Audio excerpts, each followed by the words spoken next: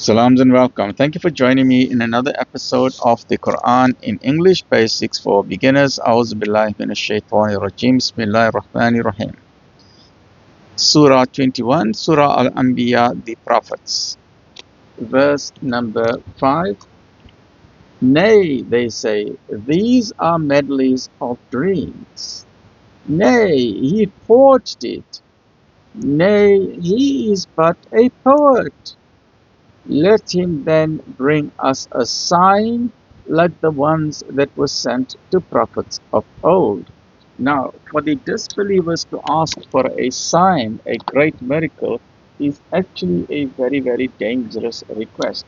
Because here's what we saw of the prophets of old, that their people also asked for signs and miracles.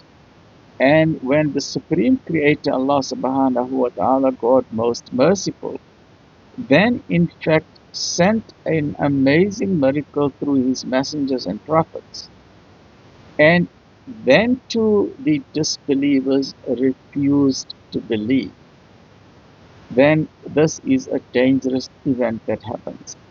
That when God sends a miracle that these people are asking for, a miracle of their choice, which they reject, then they are inviting the wrath of God on them. Then the punishment comes to them. So it's very important to understand that when you're asking for a miracle, it is a very serious request, because if the miracle is shown, then you got no choice but to submit and accept the truth. But people's hearts are hard and cold, and they just even asking for miracles as a joke without any seriousness, but they don't realize what they are doing. As to those before them, not one of the populations which we destroyed believed. Will these believe? So the populations before and the people of Mecca, the Quraysh, on their trade routes, they knew who were the various people, the Ad and the Thamud and all of that. They knew that from their historical sources. And those are the various people, their messengers came to them, and the people refused to believe in them. And they were then destroyed. So the question is, will the pagan Quraysh believe?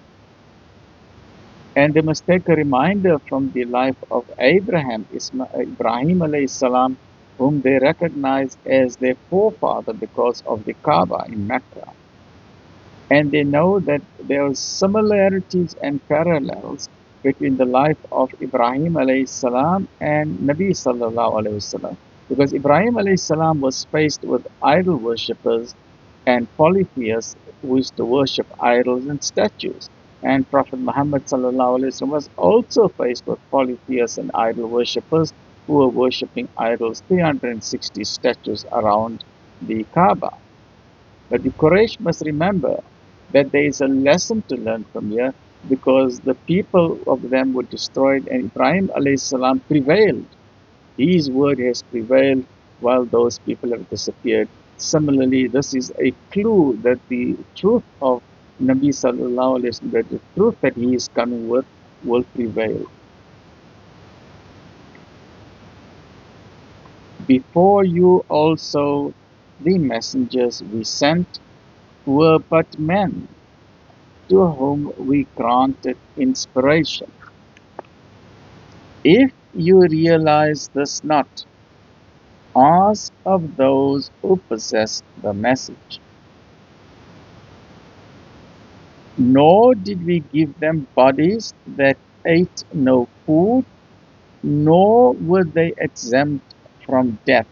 All the messengers are human beings made out of flesh and bones from sand and water, and everyone will have a taste of death. No one can escape death, right? In the end, we fulfill to them our promise, and we save them and those with whom we pleased. But we destroyed those who transgressed beyond bounds. For example, Noah was preaching to his people for 950 years. Finally, he was tired.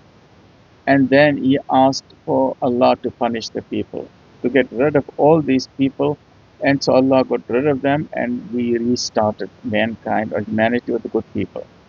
So Noah and his family and the believers who were with him, they were saved, right?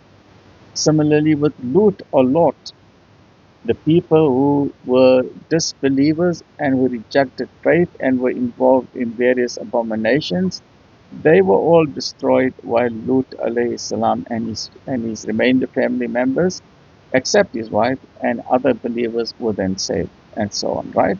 So we destroyed those who transgressed beyond bounds. And people need to understand that those who cause tumult and oppression on the earth will not escape the day of judgment. Every single human being will will stand in the court of God, and that is a guarantee. And all the criminals of the world, the small criminals, the big criminals, the small churches and the big churches, and even the bigger churches on the world's global scale in suit and tie, every criminal churchy will stand in front of God on the day of judgment, and that is a guarantee. Whether you're a criminal in government or a criminal mafia cartel in society, or you're involved in kidnapping or slave trading, whatever you're involved in, financial corruption, tender corruption, anything and everything, all the schemes, everything will be revealed on that fateful day, which nobody can escape. Even the atheists will be raised back to life and stand in front of God on the day of judgment, and this is a guarantee. Even people like Professor Richard Dawkins, Charles Darwin, Alfred Russel Wallace, everybody will be raised back to life. Stay well, look after yourself. Alhamdulillah.